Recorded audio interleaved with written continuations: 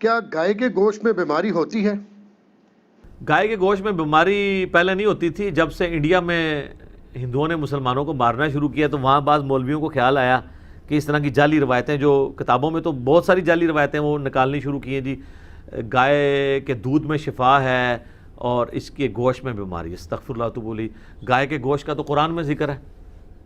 गाय कुर्बान करने का सूरतुल बकरा किसके ऊपर है? बकरा कहते ही गाय को है। तो अल्लाह ताला ने बीमारी वाली चीज़ें आपको खिलानी है। और जो हज़रत इब्राहीम और लूत अलैहिस्सलाम के लिए जो फरिश्ते आए थे, वो जो वाक़या कुरान पाक में एक से ज़्यादा जगह आया, वहाँ पे है कि भुना हुआ बछड़ा ले आए। सुन्नत इब्राहीमी है बड़ा गोश्त खाना। तो ये बात गलत है कि गाय के गोश्त के अंदर बीमारी है। बाकी आपको कहे जी नहीं जी कुछ ज़्यादा खा ले तो उसका यूरिक एसिड बढ़ जाएगा। Sir excess of everything is bad. शहद जिसको नसे कती है, कुरान में आया कि इसमें लोगों के लिए शिफा है, लेकिन अगर कोई शख्स जो है शहद की रोज़ाना 10 चमचे सुबह और शाम चाटना शुरू कर दे और उसके जिस्म के ऊपर बड़े बड़े फोड़े निकल आए गर्मी की वजह से, तो वो कहेगा कि शहद की शिफा ही खत्म हो गई है। इस तरह तो नहीं होगा ना। यानी हर चीज़ अपनी लिमिट के अंदर शिफा है ना। तो गोश्त के जो है वो, बल्कि गाय का गोश्त तो सर बहुत ताकतवर है। आप ज़रा हिंदुओं से पूछें कि वहाँ पे भी अगर कोई बॉलर आया है ना इंडियन टीम के अंदर तो मुसलमान ही आया है, क्योंकि वो लोग वेजिटेरियन है, गोश्त नहीं खाते हैं, तो ताकत ही कोई नहीं उनके अंदर। ठीक है ना। वैसे अब जो मॉडर्न हिंदू हैं ना, वो ऑलमोस्ट वेजिटेरियन नहीं रहे हैं, वो खाते हैं, बड़े शौक से खाते हैं। उनको पता चल गया कि यार, और साइंस की तरक्की की वजह से तो इनकी वो जो मिथ है ना वो टूट गई है।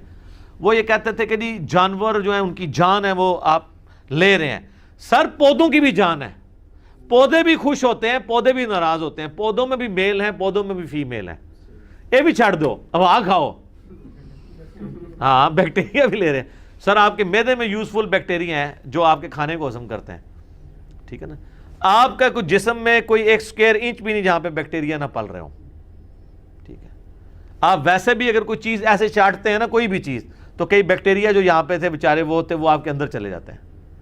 तो वो इस तरह से आप ये जो जैन मत के मानने वाले हैं, वो नंगे पांव चलते हैं।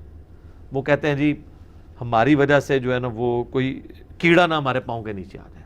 कीड़े तो उन्होंने देख लिए हैं। जो कई चीज़ें जो है इंसान का इम्यूनिटी सिस्टम इतना यानी ज़बरदस्त है कि ये तो वायरस को मार देता है जंग करके। तो आप तो रोज़ाना करोड़ों बैक्टीरिया के कातिल हैं। आपका जो इम्यूनिटी सिस्टम है, तो वो आप तो चंद हज़ार कीड़े बचा रहे हैं, जो इतने बैक्टीरिया आप मार रहे हैं। ठीक है। ये आपको जो